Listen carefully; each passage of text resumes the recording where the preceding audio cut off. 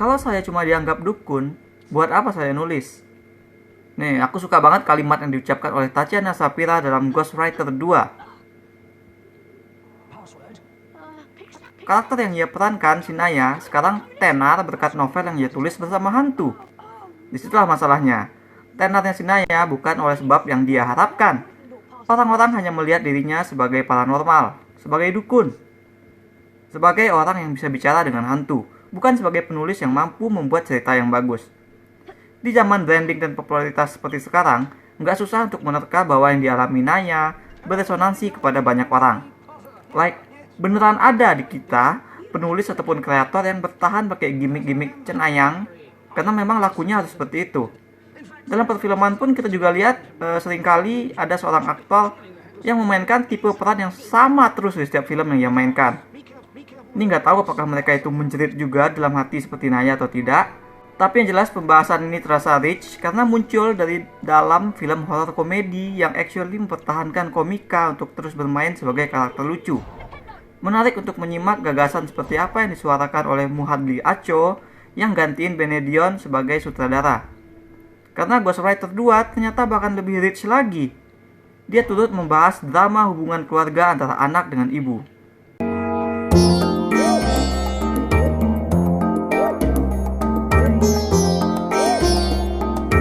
Naya ceritanya memang mau nikah sama Vino. Yang sekarang tuh si Vino sudah mulai jadi bintang film, bukan lagi aktor FTV. Hanya saja ibunya Vino tampak ada yang kurang serak gitu sama hubungan anaknya dengan Naya. Nah, karena banyak masalah di rumah seperti itulah, Vino jadi nggak konsen saat ngelakuin adegan action yang mengharuskannya melompat atap gedung. Vino kepleset dan game over. Naya langsung hancur, apalagi mereka itu habis berantem sebelum kejadian tersebut. Tapi sedihnya Naya nggak lama karena Vino muncul lagi dalam wujud hantu. Dan kini mereka berdua harus mencari cara untuk menenangkan Vino supaya bisa terus ke alam baka dengan damai. Jadi selain bantuin Naya membereskan tulisan seriusnya, Vino juga percaya bahwa ada satu lagi caranya untuk bisa terus, yaitu dengan membantu satu sosok hantu mengerikan yang kerap meneror Naya dan adiknya. See, this is what I'm talking about. Horor bukan hanya soal penampakan genjreng-genjreng, bukan hanya soal bunuh-bunuhan sadis, tapi harus ada journey paralel di dalam diri karakternya sebagai bentuk menghadapi horor tersebut. Ghostwriter 2 boleh jadi bakal dituduh sebagai nggak pure, lebih sebagai drama yang ada hantunya ketimbang horor pure. Tapi eksistensi film seperti ini membuktikan bahwa genre horor nggak selamanya jadi kasta terendah yang kalaupun laku itu bukan karena dia bagus, yang bahkan membuat pembuatnya sendiri malu diasosiasikan sebagai pembuat horor, seperti yang dirasakan oleh Naya. Film ini ngasih lihat bahwa dalam horor pun karakterisasi dan journey mereka alias naskah itu penting. Dan itu semua udah jadi urusan dan tanggung jawab pembuat film untuk berkreasi semaksimal mungkin, menjalin cerita seram, gimmick, gagasan, sehingga bisa enak dan bergizi untuk ditonton. Naya, Vino, adik Naya, teman adiknya, sedari film pertama, karakter-karakter ini sudah merebut perhatian kita karena mereka ditulis dengan kedalaman, mereka punya range. Naskah mengeksplorasi ketakutan mereka lebih dari sekedar takut ngelihat setan. Walaupun memang takut ngelihat setannya dijadikan elemen komedi. Aspek horornya yang jelas dimainkan dengan kreatif. Mulai dari aturan koneksi hantu dengan manusia, hingga ke kemampuan dan batasan hantu, dimainkan dengan variasi yang membuat film semakin bikin penasaran untuk disimak. Sekaligus ya memang jadi menghibur. Ini bukan cerita horor biasa yang ada hantu jahat, ada adegan menakutkan, ya kan, dari muncul hantu mengganggu manusia gitu. Terus para karakter juga harus menguak misteri dari cara-cara untuk membuat hantunya pergi. Enggak, aspek terkuat film ini justru adalah drama, yang wisely film menjadikan itu sebagai fondasi. Adegan-adegan terbaik film ini datang bukan dari penampakan hantu yang mengagetkan, melainkan dari karakter yang menumpahkan isi hatinya dengan sangat emosional kepada karakter lain. Scene di akhir yang melibatkan ibu Vino dan Naya, dan juga Vino nantinya, totally bikin satu studio saat aku nonton itu terdiam. Kayaknya semua menghayati, semua merasa kena ledakan emosi yang merenyuhkan dari Widyawati yang aktingnya saat itu memang satu tingkat di atas yang lain. Selain adegan tersebut, aku juga suka sama montase yang dilakukan film ini di awal-awal saat memperlihatkan Naya hancur karena kematian Vino.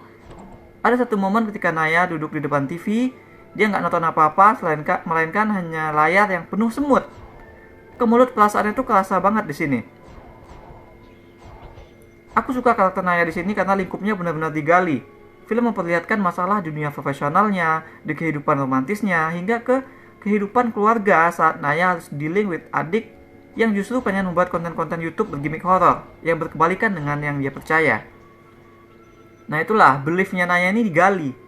Tantangan untuknya akan terus dinaikkan. Karakter ini sibuk, hampir seperti tak ada waktu baginya untuk ngurusin hantu. Sampai akhirnya Vino datang dan membuat semuanya jadi lebih personal bagi Naya. Ngomong-ngomong soal Vino, memang si Vino ini ditulis lebih dalam lagi dibandingkan dengan karakternya di film pertama. Perannya lebih gede. Kita bakal melihat apa yang dilakukannya di masa lalu. Kita akan melihat hubungannya dengan ibu. Deva Mahendra di sini nggak lagi mainin karakter yang hanya berdiri sana dengan awkward, tapi juga persona dari karakternya digali. Bahkan at some point aku merasa cerita ini lebih cocok sebagai cerita dirinya. Like, aku merasa harusnya dia yang jadi karakter utama. Seiring durasi berjalan, film memang terasa kayak pindah dari Naya ke Vino. Soal idealisme menulisnya jadi terpinggirkan, karena memang Naya harus berurusan dengan hantu, yang juga jadi mendadak diungkap punya konflik yang lebih gede.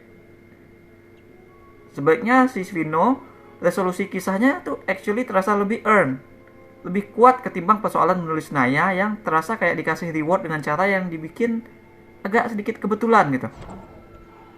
Ending atau cerita yang melibatkan Vino itu lebih ngena ketimbang permasalahan Naya pada akhirnya. Also, sisi Naya membuat usaha-usaha yang mereka ambil jadi konyol. Misalnya pas mereka jadinya sepakat untuk membantu si hantu seram dengan bikin konten di YouTube. Tapi usaha yang actually mereka lakukan untuk mencari satu tempat tertentu itu cuma merefresh komen. Oke, mungkin relevan dengan zaman sekarang tindakan mereka tersebut. Tapi nge-refresh komen itu nggak tampil bagus sebagai usaha yang greget dalam sebuah pengalaman sinematik gitu. Mestinya usahanya lebih gede lagi, usaha karakternya lebih gede lagi. In the end, keseluruhan permasalahan Vino yang seputar keluarga tampak lebih urgent, lebih paralel dengan masalah si sosok hantu mengerikan. Walaupun memang tanpa Naya, hantu-hantu ini nggak bakal bisa menyelesaikan urusan mereka sendiri. Jadi film masih berhasil untuk membuat Naya tampak berada terus di center, di pusat cerita. Untuk menjawab galau kreatifnya Naya, film menyediakan jawaban atau gagasan yang dikaitkan dengan kebutuhan manusia untuk terkoneksi satu sama lain. Nah, permasalahan koneksi ini ditonjolkan film lewat bagaimana para hantu seperti Vino bisa dilihat oleh manusia dengan cara manusia itu memegang benda-benda yang punya makna bagi si hantu. Bahwa ini kan berarti mereka itu masih terkoneksi dengan hidup, dengan manusia. Dan mereka butuh untuk deal with that connection.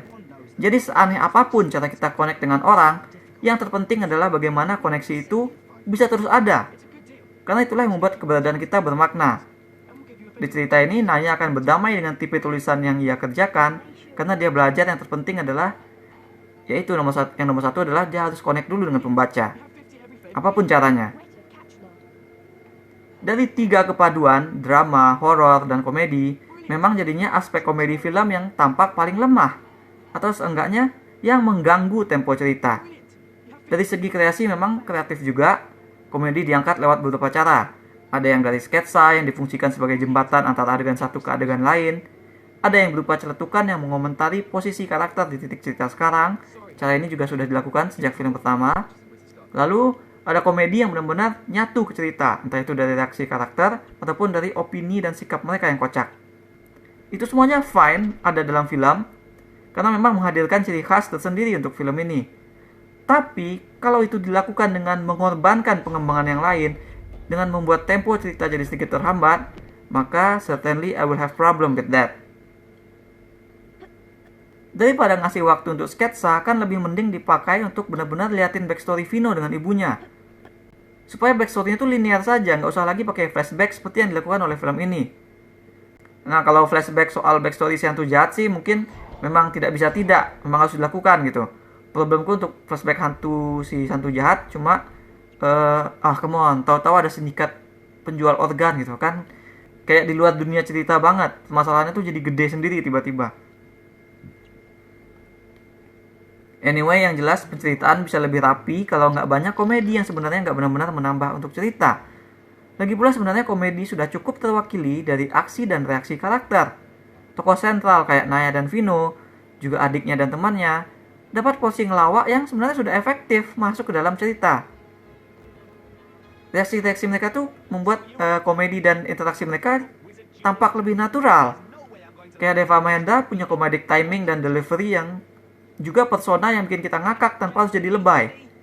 Yang klop tektokannya dengan Nayanya si Tatiana yang harus put up with the whole situation. Ya kan, jadi pembahasan cerita film ini banyak, genrenya aja ada 3, ada horror, drama, komedi.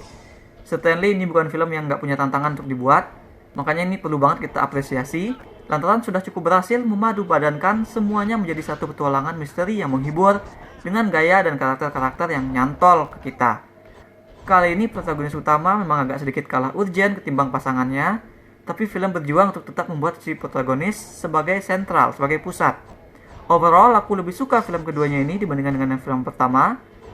Formulanya sebenarnya hampir sama, tapi di film kali ini, karakter dan bahasanya lebih dalam dan mungkin lebih personal sedikit. Satu hal lagi yang dipertahankan film adalah porsi komedi. Hanya saja kalau yang ini menurutku harusnya bisa dikurangi sedikit. Karena porsi komedi sketsa dan komedi celetukannya mengganggu tempo dan membuat film harus jadi ada flashback, membuat hubungan karakternya jadi disimpan dulu untuk di akhir gitu. Padahal mestinya bisa runut dan mungkin jadi lebih bagus. Kuberikan 6,5 dari 10 bintang emas untuk Ghostwriter 2. That's all we have for now. Bagaimana pendapat kalian tentang gimmick seperti Naya yang nulis tapi harus tetap nulis horor dan belagak jadi dukun terus? Apakah menurut kalian tidak mengapa seorang seniman atau aktor, penulis dan sebagainya terus mengerjakan hal yang populer saja? Share with us in the comments. Jangan lupa hit like dan subscribe supaya nggak ketinggalan review-review dan playthrough lain. Kunjungi mydirtshit.com untuk review yang lebih detail. Kalian bisa juga kunjungi store mydirtshit di chiptolka.com. Ada banyak kaos dan pernak-pernik custom yang unik, mulai dari film, musik, game, hingga wrestling. Thanks for watching. Remember in life, there are winners and there are losers.